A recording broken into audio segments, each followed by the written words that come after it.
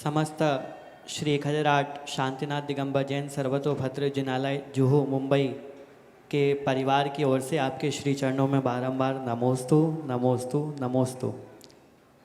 गुरुदेव, संतों की उपस्थिति और संतों की सत्संगति तो हमें बहुत कुछ सिखाती ही है, किंतु कुछ महापुरुष ऐसे होते हैं जिनकी अनुपस्थिति और जिनका अभाव भी हमें बहुत कुछ सिखाता है।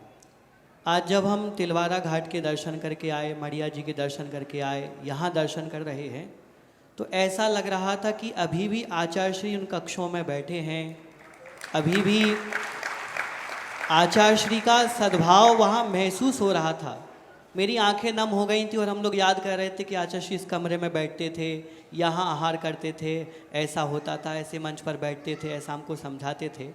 इसी तरह से जुहू मंदिर में भी आचार्य श्री के कर कमलों से प्रतिष्ठित एकमात्र जिनबिंब हमारे पास है।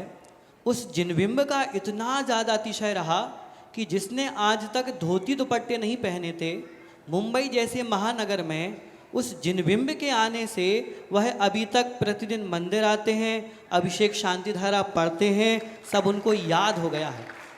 एक प्रतिमा के अतिशय के कारण से पूरा जुहू समाज धर्ममय हो गया है। तो ऐसे महापुरुषों का क्या अतिशय रहता है कि उनकी अनुपस्थिति एवं अभाव भी इतना अतिशय दिखाती है, और हम आचार्य श्री की अनुपस्थिति में उनसे क्या सीखते हैं, आज भी आचार्य श्री हमें क्या सिखाते हैं। देखिए, जब कभी भी कहा जाता है कि आचार्य श्री की अनुपस्थिति, तो ये शब्द मुझे थोड़ा अटपटा सा लगता है। क्यों? क्योंकि आचार्य विद्यासागर कभी अनुपस्थित हो ही नहीं सकते।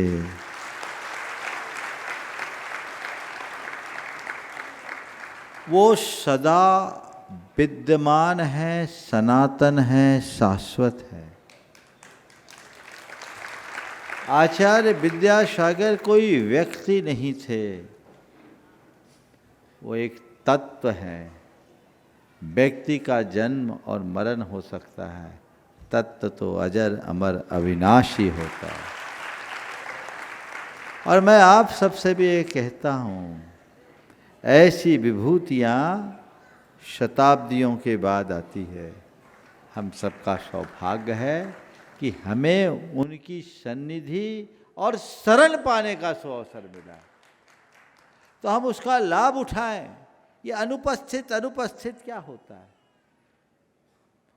आप कहते हैं यहाँ उपस्थित वहाँ उपस्थित, मुझे तो हवाओं और फिजाओं में उनकी उपस्थिति दिखती है, मुझे श्वास श्वास में उनकी उपस्थिति दिखती है, मुझे अपने रोम रोम में उनकी उपस्थिति दिखती है, और जगत के कण कण में उनका सानिध्य दिखता है। उसे देखो। मूर्त उपस्थिति बहुत सतही होती है, लेकिन जो अमूर्त प्रेरणा है वो चिरस्थायी होती है। समझ गए?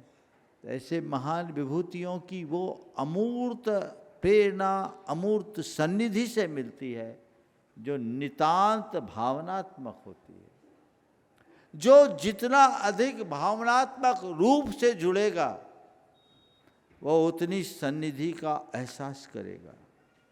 ध्यान रखना, भावुकता अलग चीज है और भावनात्मक निकटता अलग चीज है।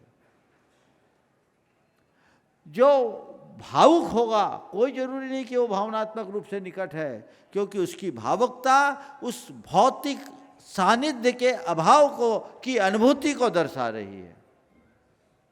लेकिन जो भावनात्मक रूप से जुड़ा होता है, उसे अनुपस्थिति का कभी एहसास ही नहीं होता, और जब भावनात्मक सामीप्य का एहसास करता है तो वो कभी भावुक हो भी नहीं पाता। समझ गए? इसलिए तुम्हारे सवाल के माध्यम से मैं सबको कहना चाहूँगा, भावुकता में मत बहना, भाव जगाने का प्रयत्न करना। जो प्रेरणा, जो दिशा और दृष्टि गुरुदेव से हमें मिली है और मिल रही है, उसे आत्मसात करके आगे बढ़े।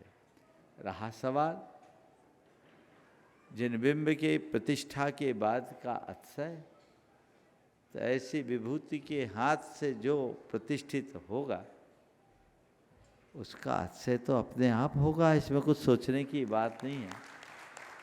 मुझे लगता है कि मुंबई जैसे महानगर में आप लोगों ने जो इतना बड़ा बीड़ा उठाया, ये कोई साधारण बात नहीं है। वहाँ लोगों को रहने के लिए 100 फुट जगह भी बहुत कठिनाई से मिलती है। आपने इतना भव्य और विशाल मंदिर बनाने की योजना बनाई है। मुझे लगता है जिस समय गुरुदेव ने आशीर्वाद दिया होगा उस घड़ी उनके हृदय का तार तार वर्षा होगा, कण कण वर्षा होगा। वो आशीर्वाद फल रहा है, अतिशय प्रतिमा का नहीं, ये गुरुदेव की कृपा का है, ऐसा समझना चाहिए।